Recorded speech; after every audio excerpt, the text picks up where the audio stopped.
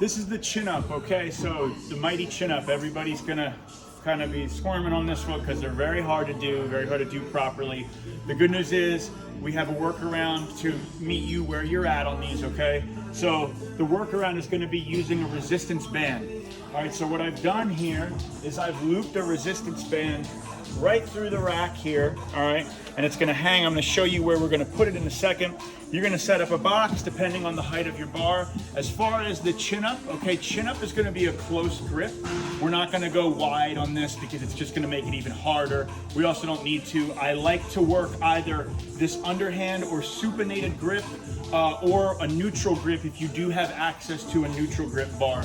For the sake of this demonstration, it's just a straight bar, so if that's all you have access to, underhand works. Underhand or neutral grip is going to be the most friendly shoulder position, which is why we utilize that grip, okay? So set up a box tall enough that you're going to be able to step off the box. I'm going to show you why. So I got a nice, probably 18-inch box here.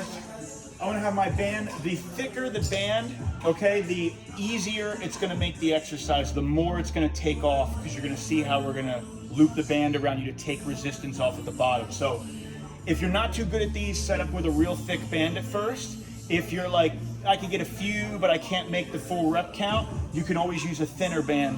Also, if I loop the band around my foot, this band is too thick, I'm not even going to try, but if I loop this band around my foot, it's going to take off more because I'm utilizing the resistance of the band more.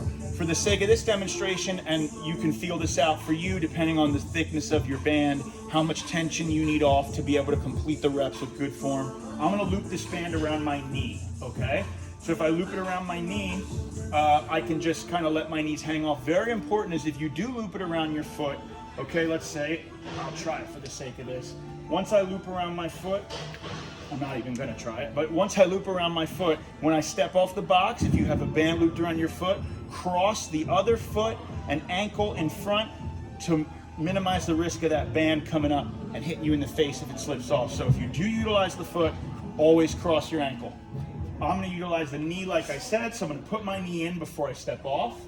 I'm gonna get my grip, okay? I'm gonna step off the box. I'm gonna bring my ankles together.